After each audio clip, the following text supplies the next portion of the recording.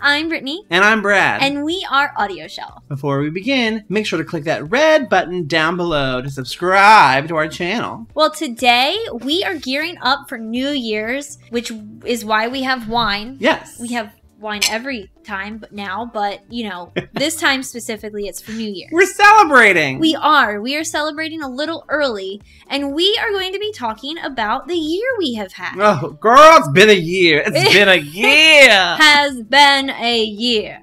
So we are just going to talk about how thankful we are for 2019 and the end of this decade, what it has brought to us, and what we are just a little bit hoping for in 2020. Yes. But that's going to be a separate video. Mm-hmm. Because content. So let's talk about the biggest thing. Let's talk about the big elephant in the room.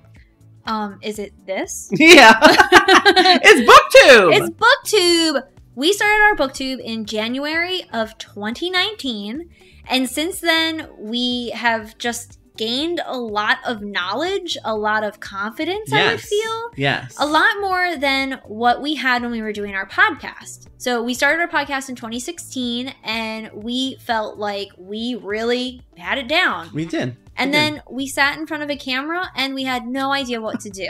We were like, we can't do that on camera. No. It's a whole different audience, a whole different ballgame, and a whole different, community. Yes. There's a lot of BookTube community that we have yet to tap into. Yes. So that's something that we're excited about for 2020 as well, is just expanding Yes, and BookTube, there's a lot of negatives about BookTube, but there's also a lot of positives, and that's what we want to focus on. We want to focus on building the relationships and building our network and our growth, because that's the most important part. Us. So we had tried to come up with lots of different new videos and topics to discuss. We were very passionate about the library versus publisher debate. We had a lot of solid, great videos. Yeah, and we're not just trying to brag, but we're proud. We are very proud of those videos, and we're very happy. And if you have not heard of those videos, or you want to know more about the topics that we did on those videos, please go and check them out. Yes. Because they are very important to your community as well. So the next thing that we want to talk about is you give them, you give them, you give them. I hope it's what you're thinking, but social media? Social media! Yeah! Social media, specifically Instagram. My hat fell off, guys. Yeah, it kept falling off. I was like, this is not it. So social media has grown in, what's that word? Grown? Influentially? No? Is that a word? Exponentially. Exponentially. There you go. So our social media has grown exponentially. We started off with just Facebook.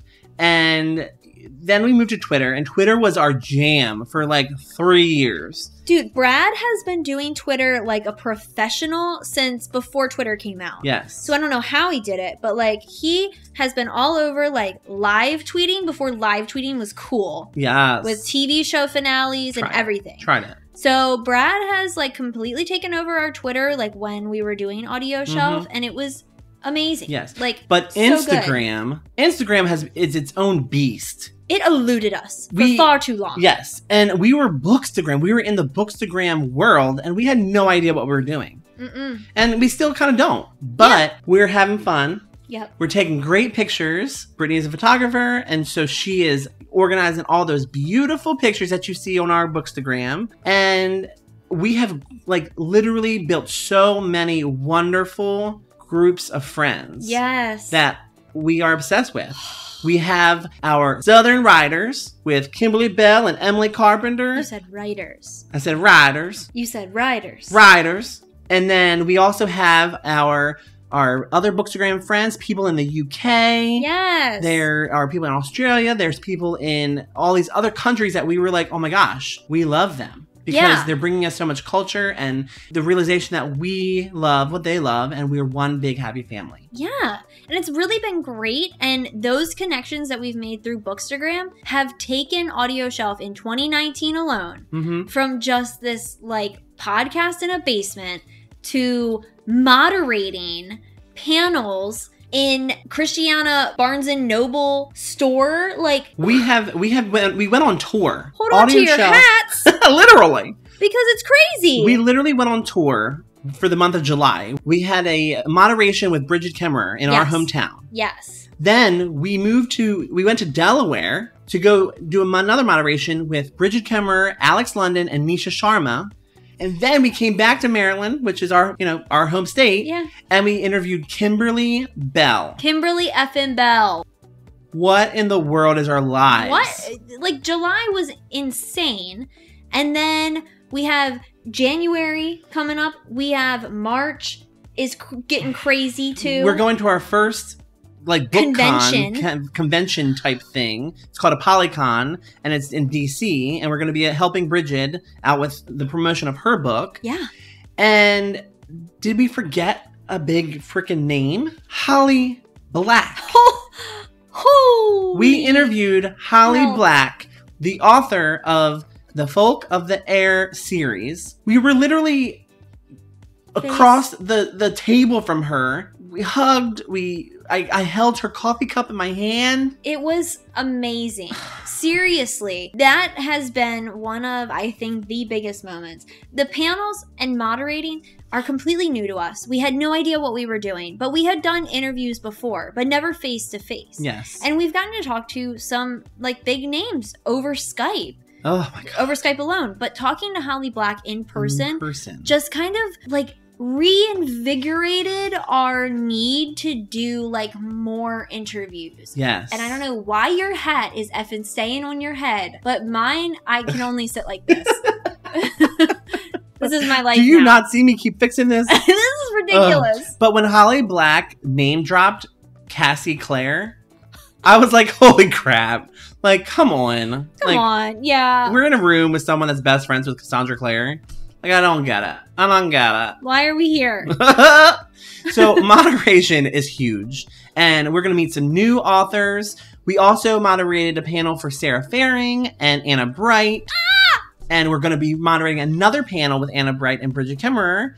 And then on top of that, Bridget is inviting another author that is going to be at the Delaware panel in January. So we are floored with all these authors that we're meeting and getting to know and really making positive connections with. Which brings us to the last point in our year in review, the books. The books. The books that these amazing authors have written, that we have read, that we have loved. Some we're not going to talk about the ones that we didn't so much love. Yeah. But a lot of the books that we fell in love with this year that are coming out and having sequels in 2020. Cannot wait. So let's just get to it. Yeah. The main book, probably my personal favorite book of 2019, was Bridget Kemmerer's A Curse So Dark and Lonely. Yeah. Right now, Brittany is reading A Heart So Fierce and Broken. I have it next. We're going to get through it before the release date. And cannot wait. So we're just very excited. Yes. So another one that we do not have stacked here, the finishing of the Folk of the Air series by Holly Black. Yes. Queen of Nothing. Oh my gosh, amazing. Perfect. So good. One of my personal faves for 2019 was Bloodleaf. Amazing. Amazing. And Crystal Smith has become such a dear friend. Like, we have some really great author friends, and Crystal Smith is one of them. She just sent us the ARC for Greythorn and a whole bunch of goodies. And then also Shay Earnshaw. Yes, with Winterwood. We love her. Tore through that book so quick. One that we absolutely love. Brad still has to read it. I do. But I enjoyed that one so much. That's another one. I would say I have like a winter favorite, and then a spring favorite, and then a summer favorite, and then a fall favorite, because I can't pick just one. That's true. That's true. Yeah. My fall favorite this year was Grave Maidens by Kelly Kuhn. Yep. You have to read it. I do. It was amazing. And Kelly is a gem. She's so kind. And again, another great relationship that we're building with an author. Yes. And to get out of fantasy just a tiny bit, we had Dear Wife by Kimberly Bell. Oh my gosh. If So you did not good. read this, also, by the way, I know we're going to be releasing this, but you missed this. It was a daily deal on Audible for $3. You missed it. You should have been paying attention. Yep, you should have. And if you were, congratulations. You have a good book. You have a good book. That also has us with Until the Day I Die by Kimberly Bell's friend, Emily Carpenter. That had me who's also floored. our friend. She's our friend. And we love her. Yes, and we love Emily Carpenter. She is one of the most underrated authors of our time. Yes. and you need to pick up every single book that she has. And they need to be turned into movies. They need to be all turned into movies. She has a history of being a screenwriter. So why the H have you not made her movies yet? Yes, we are talking specifically to you, Netflix or Hulu or whoever you want. As my uncle calls it, Nextflix. Get it together. Yes, thank you. Which then Emily Carpenter tends to kind of come to the Hannah Mary McKinnon world. And for her, oh my gosh, her secret son. Are you okay? No, I'm not. I'm freaking out and getting stuck. Hannah Mary McKinnon. Ugh. So her secret son was phenomenal. It threw us. Honestly, I will tell you, and I love Hannah Mary, and she knows this. I was not excited when we got this book. I was like, "Yay, we're excited! I want an arc, whatever." When I finished this book, I was like, "Holy!" We have just stumbled upon one of the greatest authors of our time. It's treasure. She is a gift from wherever book people come from. Canada. Canada. She's a gift from Canada. And she's amazing. She's amazing. And she actually hold on a second. And Brad actually has collected a little fan base down here of Hannah McKinnon fans. So basically, our friend KR, her mother has a book club, and they have Skyped with her book club with Hannah Mary McKinnon twice, going over both Her Secret Son and Hannah Mary McKinnon's The Neighbors.